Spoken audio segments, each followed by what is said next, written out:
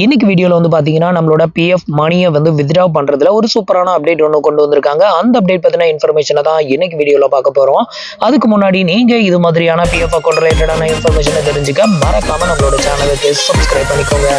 இப்போ வந்து பாத்தீங்கன்னா நம்மளோட பிஎஃப் அக்கௌண்ட்ல வரப்போற அந்த புது அப்டேட் என்ன அப்படின்னு கேட்டீங்கன்னா, ஆல்ரெடி வந்து நம்மளோட இபிஎஃப்ல இருந்து ஏடிஎம் மூலமா பணத்தை வித்ட்ரா பண்ற ஃபியூச்சரும், அடுத்தது யூபிஐ மூலமா பணத்தை வித்ட்ரா பண்ற ஃபியூச்சரும் கொண்டு வர போறதா லாஸ்ட் இயர் வந்து அப்டேட் வந்து பண்ணியிருந்தாங்க. அதுவும் 2025 டிசம்பருக்குள்ள வந்துடும் அப்படிங்கிற மாதிரிலாம் அப்டேட் வந்து பண்ணி இப்போ வந்து இன்னும் அதோட ஒர்க் வந்து முடியலை அப்படிங்கிறதுனால அந்த டேட்டை வந்து சேஞ்ச் பண்ணியிருந்தாங்க.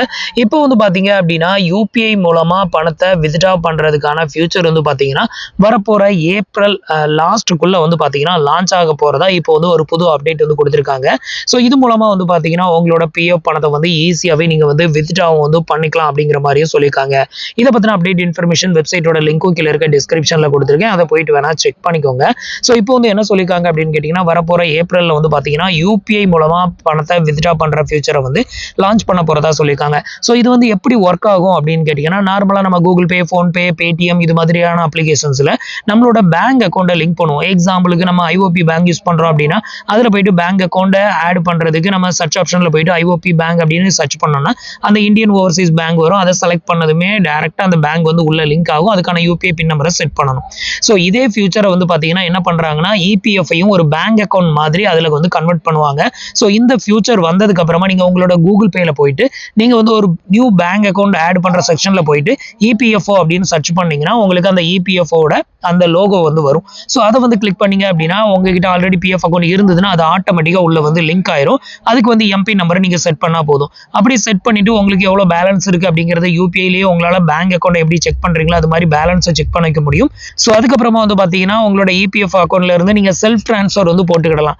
உங்களோட அந்த இபிஎஃப் அக்கௌண்ட்ல இருந்து உங்களோட அனதர் ஒன் பேங்க் அக்கௌண்ட்டுக்கு நீங்கள் டேரெக்டாகவே ட்ரான்ஸ்ஃபர் வந்து பண்ணலாம். அப்படி இல்லைன்னா உங்கள் வீட்டில் உள்ளவங்க வேற ஒருத்தரோட அக்கௌண்ட்டுக்கு நீங்கள் டேரெக்டாக சென்ட் பண்ணணும் அப்படின்னு நினச்சாலும் நீங்கள் வந்து சென்ட் பண்ணிக்க முடியும் அப்படிங்கிறதா சொல்லியிருக்காங்க. ஸோ இப்போ நான் உங்களுக்கு சொல்லியிருக்கிறது ஒரு மாடல் இப்படி தான் வந்து வரும் அப்படிங்கிறதுக்கான ஒரு எக்ஸாம்பிள் வந்து சொல்லியிருக்கேன். இன்னும் அது லான்ச் ஆனதுக்கு அப்புறம் தான் இது எப்படி வந்து ஒர்க் ஆகுது, எவ்வளோ அமௌண்ட் எடுக்க முடியும் அப்படிங்கிறது தெரியும். இப்போதைக்கு இவங்க சொல்லியிருக்கிறது என்ன அப்படின்னு கேட்டிங்கன்னா, உங்களோட பிஎஃப் அக்கௌண்ட் பேலன்ஸில் 25% அமௌண்ட்டை பிடிப்பு வச்சுக்கிடுவாங்க. ஸோ அந்த 25%க்கு மேலே இருக்கிற அமௌண்ட்டை மட்டும்தான் உங்களால் வந்து இந்த யூபிஐ மெத்தட் மூலமாக நீங்கள் வித்ட்ரா வந்து பண்ண முடியும் அப்படிங்கிற மாதிரியும் வந்து கொடுத்துருக்காங்க. உங்களோட டோட்டல் பேலன்ஸில் 25% வந்து ஹோல்டு பண்ணி வச்சுக்குவாங்க, அதை எடுக்க முடியாது. மீதமுள்ள அமௌண்ட்டை வந்து நம்மளால் யூபிஐ மெத்தடை யூஸ் பண்ணி நம்ம வித்ட்ரா பண்ணிக்கலாம். ஸோ இந்த மெத்தட் வந்து லான்ச் ஆயிருச்சு அப்படின்னா இனிமேல் பிஎஃப் பணத்தை எடுக்கிறதுக்கு நம்ம மாச கணக்கில் வெயிட் பண்ணணும் அப்படின்னு அவசியம் கிடையாது. இப்போ வரைக்கும் வந்து பார்த்தீங்கன்னா ஆன்லைன் மெத்தட் தான் அவைலபிளாக இருக்குது. ஆன்லைனில் நம்ம வந்து கிளைம் போட்டோம் அப்படின்னா மினிமம் ஒரு 3 டேஸ்லேருந்து மேக்ஸிமம் 45 டேஸ் வரைக்கும் வந்து டைம் எடுக்க தான் செய்யுது. இன்னும் வந்து அப்டேட்டட் எதுவும் பண்ணலை. ஸோ இது வந்து பார்த்தீங்கன்னா லான்ச் ஆயிருச்சு அப்படின்னா இனிமேல் நீங்கள் 45 டேஸ் வரைக்கும் வெயிட் பண்ணணும் அப்படின்னு அவசியம் கிடையாது.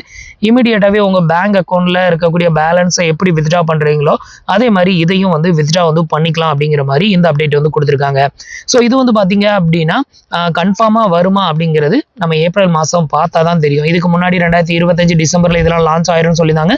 அதுக்கப்புறம் லான்ச் ஆகலை. அதுக்கப்புறம் 2026 ஏப்ரல் மே அப்படிங்கிற மாதிரி வந்து சொல்லியிருக்காங்க. இதுவும் வந்து பார்த்தீங்கன்னா 100% உண்மையா அப்படிங்கிறது வந்து நம்ம வெயிட் பண்ணி தான் பார்க்கணும். ஏன்னா இபிஎஃப்ஓவில் சொல்கிறது ஒன்றா இருக்கும், ஆனால் நடக்கிறது வேற ஒன்றா தான் இருக்கும். ஸோ அதனால வந்து பார்த்தீங்கன்னா கம்மிங் ஏப்ரல் வரைக்கும் வந்து வெயிட் பண்ணுங்க. ஸோ ஒரு வேளை வந்துட்டு அதுக்குள்ளே ரெடி ஆயிருச்சு அப்படின்னா யூபிஐ வந்து ஃபர்ஸ்ட்டாக லான்ச் ஆகிறதுக்கான வாய்ப்பும் அதிகமாக இருக்குது. ஸோ இதுதான் இன்னைக்கு வந்திருக்கிற அப்டேட் இன்ஃபர்மேஷன். இந்த இன்ஃபர்மேஷன் உங்களுக்கு ரொம்பவே யூஸ்ஃபுல்லாகவும் இன்ஃபர்மேட்டிவாகவும் இருந்திருக்கும் அப்படின்னு நினைக்கிறேன். நம்மளோட வீடியோஸ் பிடிச்சிருந்ததுன்னா லைக் பண்ணுங்க, ஷேர் பண்ணுங்க, கமெண்ட் பண்ணுங்க. மறக்காம நம்மளோட சேனலுக்கு சப்ஸ்கிரைப் பண்ணி சப்போர்ட் பண்ணுங்க. தேங்க்ஸ் ஃபார் வாட்சிங்.